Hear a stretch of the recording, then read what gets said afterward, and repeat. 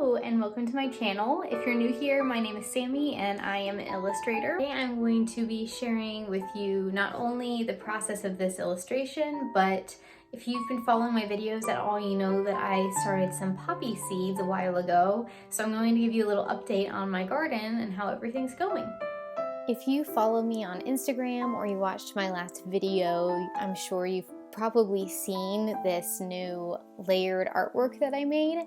I'm really excited because I'm going to be doing these as a seasonal thing. So if you want one, they're in my shop.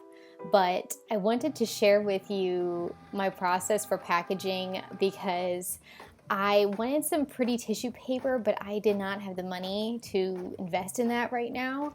So I decided to kind of print my own because I had a huge stack of newsprint for a project and I really had extra. So what I did was I cut it into these long strips and I just ran it through my printer and it turned out really special. And I'm so excited because a lot of you have been sharing on Instagram the packaging and how special it was. And I'm really glad because I wanted it to be special. But for those of you, if you have a shop, you may know that sometimes you just feel like you don't have the funds to put into special packaging, or maybe you're trying to limit your waste and not do a lot of packaging. So anyway, I thought I would show you guys how they turned out. I'm so happy with them. And these are some pictures I've gotten from you on Instagram. I've gotten so many. And I think maybe I'm getting more photos because it's kind of interactive and you get to put it together yourself.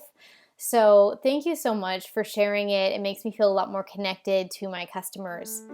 I also wanted to let you know that you can write reviews in my shop.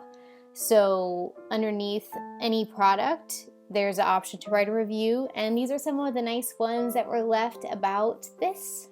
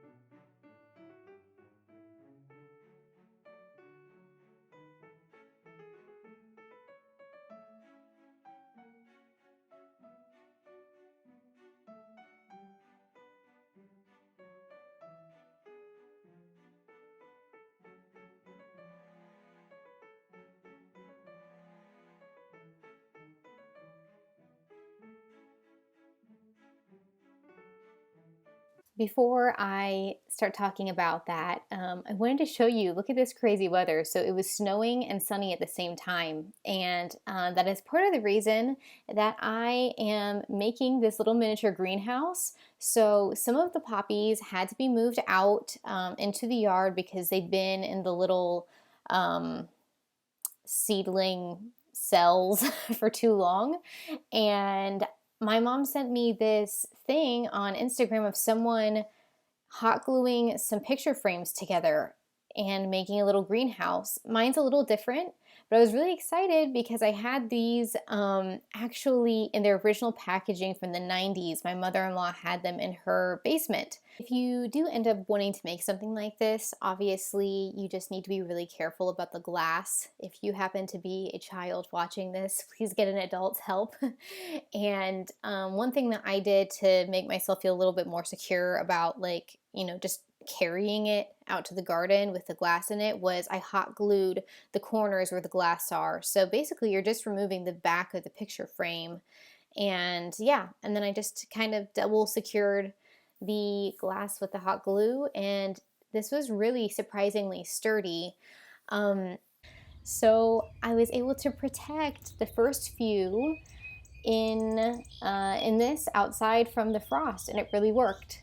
So I was also really excited about this because I had seen Rachel Makesy, I think is her name, or her channel name, do this thrift flip thing because it kind of made her think of this terrarium from Terrain, which is Anthropologie's kind of like garden shop. And when I made this, it really reminded me of it. I mean, obviously it's not quite the same, but depending on how this holds up in the weather and everything, it's possible that I could get like a base to put underneath it, and it could be a very similar effect for obviously not nearly so much money.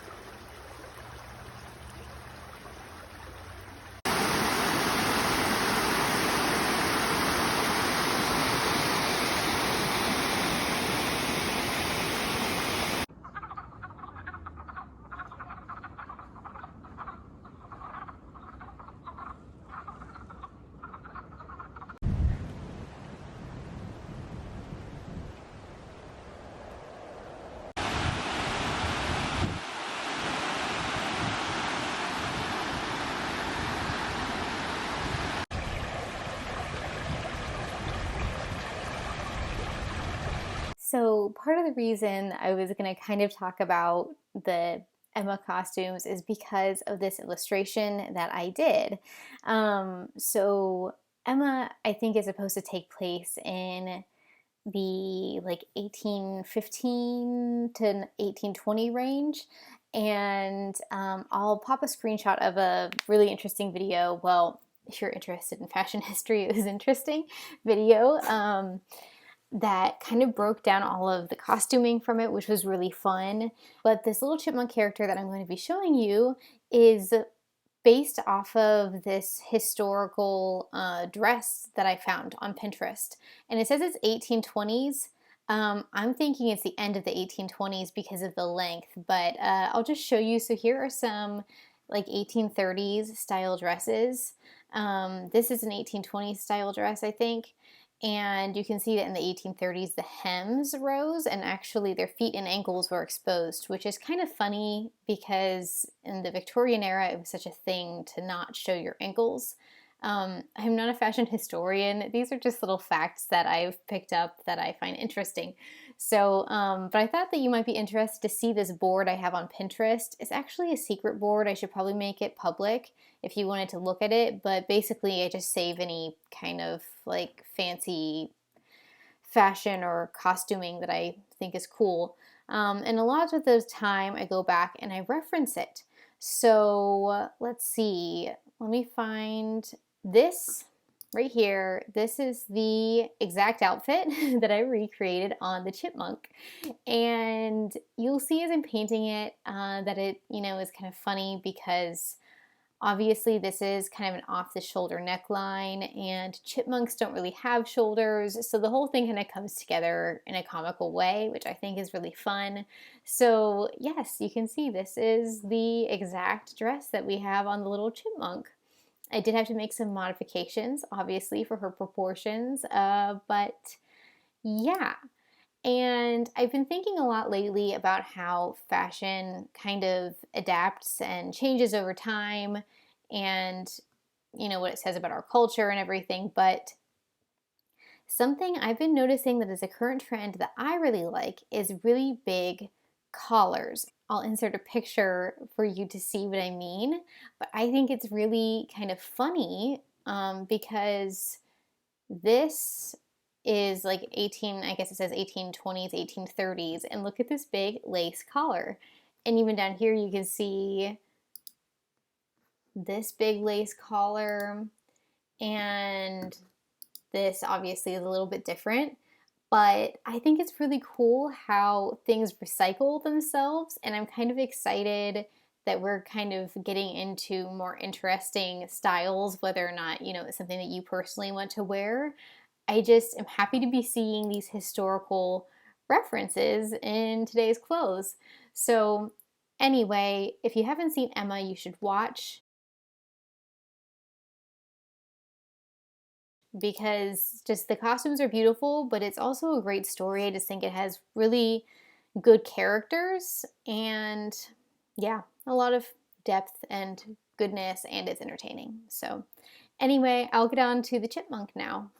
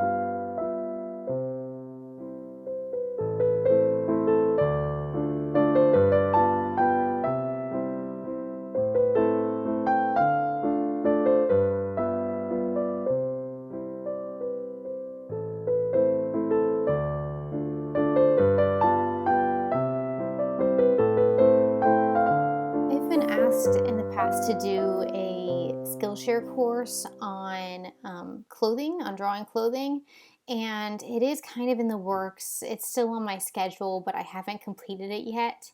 But I did think that I would say a little something here because it kind of relates to probably what I would say in my class, which is I think that part of what can make clothing in a drawing look good or believable, and I guess this is a stylistic choice, is to not make it too perfect.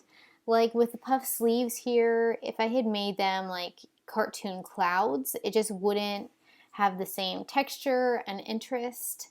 And the same thing goes with the sheerness of the bottom, remembering to kind of portray that through the painting so that you can actually tell that it's a sheer fabric, and including ripples and just, if you crumple up a piece of fabric and you test out drawing it and you practice that for a while, you'll kind of get to know how fabric works and how clothing hangs.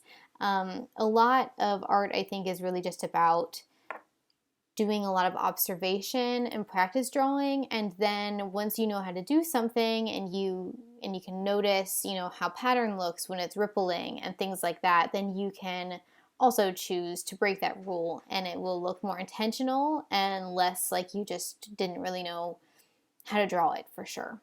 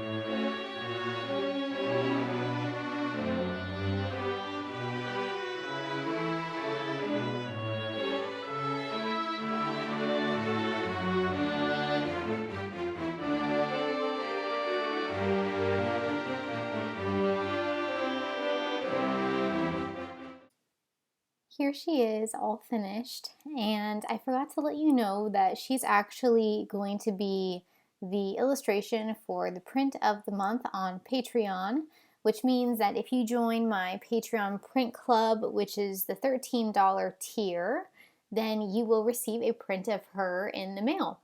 All of the prints that I send my patrons are on 100% recycled paper and sent in zero waste packaging. So if you are interested in getting a print of her and possibly next month's, you can go ahead and follow the link in the description and sign up. You can sign up for a whole year membership or just do it on a month-to-month basis. So thank you so much again for watching, and I really hope that you have a great week.